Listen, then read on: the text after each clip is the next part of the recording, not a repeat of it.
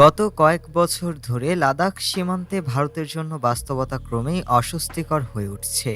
প্রকৃত নিয়ন্ত্রণ রেখা বরাবর চীনের একের পর এক কৌশলগত পদক্ষেপে নয়াদিল্লি কার্যত কোণঠাসা হয়ে পড়েছে। কূটনৈতিক প্রতিবাদ আর সামরিক সতর্কতার বাইরে দৃশ্যমান কোনো পাল্টা চাপ তৈরি করতে ব্যর্থ হয়েছে ভারত। ২০২০ সালে গালওয়ান উপত্যকায় রক্তক্ষয়ী সংঘর্ষের পর থেকেই পরিস্থিতি আমূল বদলে গেছে। সেই ঘটনার পর চীন আর লুকোচুরি খেলেনি, বরং ধাপে ধাপে লাদাখের গুরুত্বপূর্ণ এলাকাগুলোতে নিজেদের উপস্থিতি স্থায়ী রূপ দিতে শুরু করেছে। প্যাংগং লেক, ডেমচক এবং ডেপসাং সমতলে গড়ে উঠেছে বিশাল সামরিক অবকাঠামো, নতুন ব্যারাক, রসদ ঘাঁটি, হেলিপ্যাড এবং রাস্তা। সবচেয়ে উদ্বেগজনক বিষয় হলো, অতীতে যেসব এলাকা চীন নিজেদের বলে দাবি করত, সেসব অঞ্চলে নীরবে ঢুকে পড়ছে চীনা সেনারা।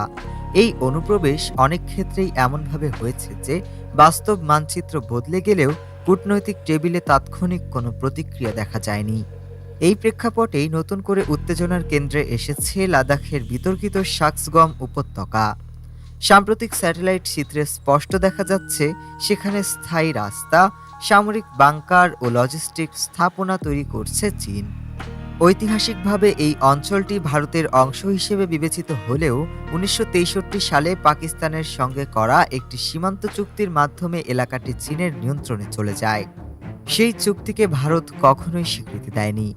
এখন চীন শাক্সগম উপত্যকায় যে ধরনের অবকাঠামো নির্মাণ করছে, তাতে এটি কেবল আর সীমান্ত চৌকি নয়, বরং চীনের মূল ভূখণ্ডের সঙ্গে সরাসরি সংযুক্ত একটি সামরিক করিডোরে রূপ নিচ্ছে।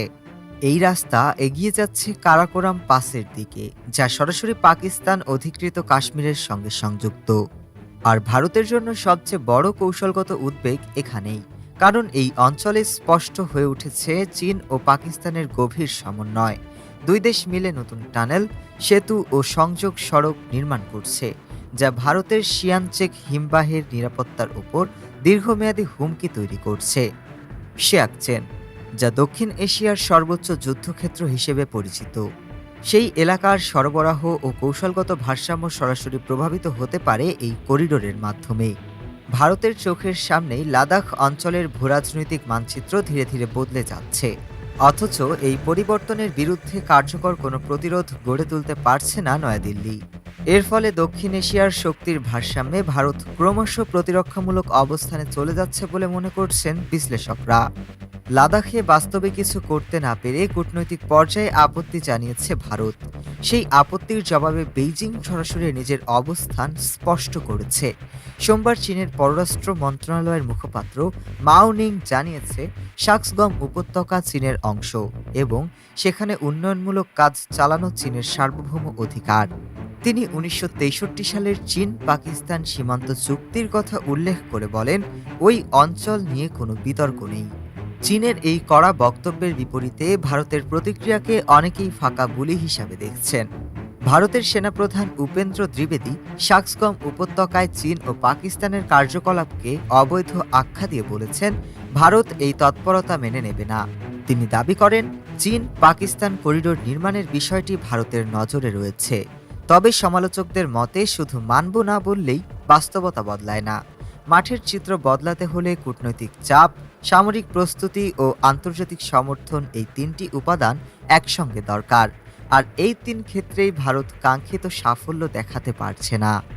এই পরিস্থিতিতে নরেন্দ্র মোদী সরকারের তীব্র সমালোচনা শুরু করেছে ভারতের বিরোধী দলগুলো।